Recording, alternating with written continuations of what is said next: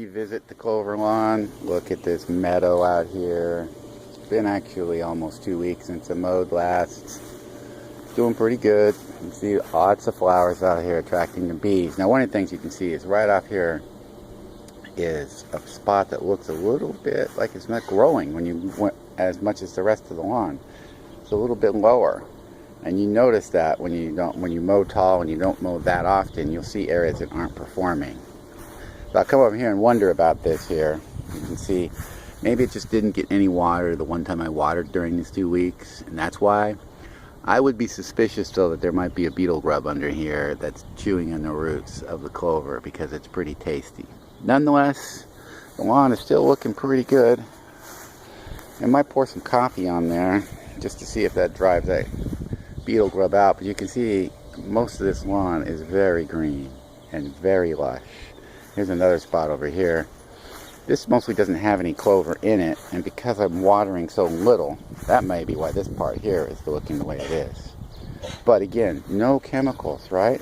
So this lawn should be loaded with dandelions, and you don't see a bunch of dandelions, even in these areas where, you know, they're not performing as well as the rest of the lawn. You don't see dandelions. Because a vigorous lawn is a healthy meadow, and it's not monoculture. Here is a little dandelion struggling to make it, and here you can see it's actually grass he's competing against, not the clover, because in the clover it is so vigorous. Very little can compete against it. It's beautiful. When you mow it, it is green. Here is a really tough dandelion competing with clover right here. Now I could pluck this, but you can see the leaves, right? Not that big. So here in this vast lawn here, no chemicals have been used whatsoever, and I found one weak dandelion and one dandelion of, you know, moderate health. They could easily just pull out. You don't need chemicals, don't need monoculture. You don't need just blades of grass in your lawn. It's a meadow.